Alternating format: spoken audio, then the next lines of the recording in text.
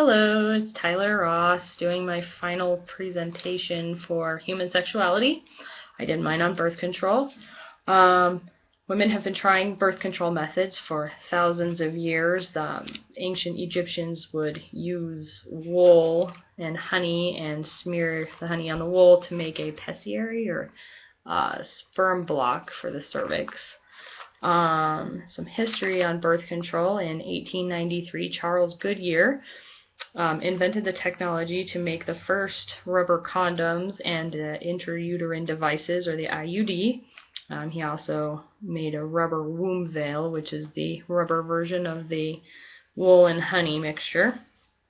Womb veils were 19th century pessaries made from rubber and were the forerunner for the modern day diaphragm.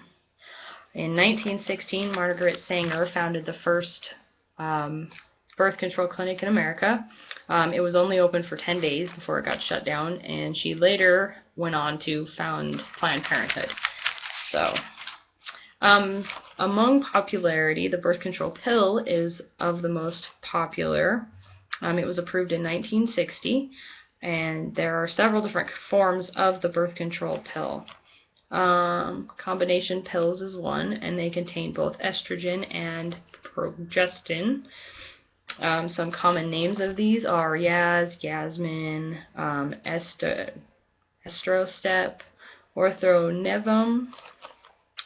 Their primary uses are for birth control and controlling pregnancies, obviously, but they can also aid in helping menstruation if a woman is having problems with that.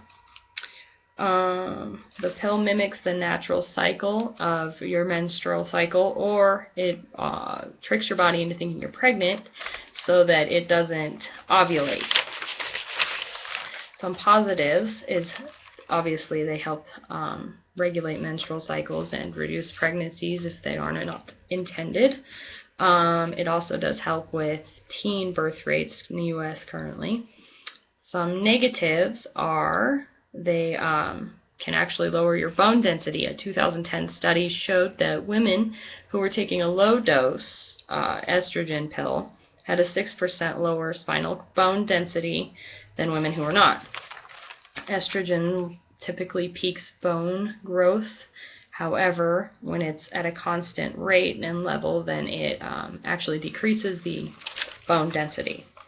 There is no evidence of the pill causing bone fractures or osteoporosis once the woman has stopped taking it. So, there is also a rise in the risk for blood clots and cancer as well. There also seems to be a link between the use of birth control pills and the development of venous thromboembolism than those who were taking an older version of progesterone pills. Female sterilization is the second most popular form of contraception in the U.S. today. It's typically done in a medical building by a doctor who will cauterize the fallopian tubes or pinch them with rubber bands or a ring. There's also a non-surgical type where they insert a device into the fallopian tubes and the body then grows around them to block the fallopian tubes. Some negatives to female sterilization is can be extremely expensive.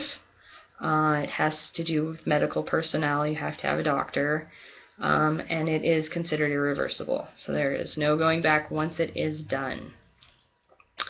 Condoms were the third most popular. However, they can be extremely uncomfortable at certain times and can be distracting when using. And a lot of men said that they didn't like having to stop what they were doing to put the condom on. So those were some downsides to that. The IUD was the fourth most popular, and the downsides to that are it can be extremely painful to place in and both remove, and can cause irregular bleeding and spotting. And they also do not protect against STDs. Another thing I would like to discuss, which is not a very popular topic in today's culture, is abstinence. This is when you refrain from sexual activity altogether. I believe that the Bible was probably more in favor of abstinence than any other form of birth control, because it is sacred to save yourself for your husband and be able to give him a gift that you can only give once. So the Bible talks about children as being a blessing and not as a cursed thing like they're viewed as today. So I think that the Bible is pretty open to people not using today's forms of contraception. There is actually a natural way of tracking your ovulation, which is, in my opinion, better. It doesn't involve any chemicals or drugs or extra hormones that can cause damage to your body, short and long term. And this also frees us from our husband's sin of spilling his seed, and we also don't have to worry about becoming pregnant by using this natural form. So,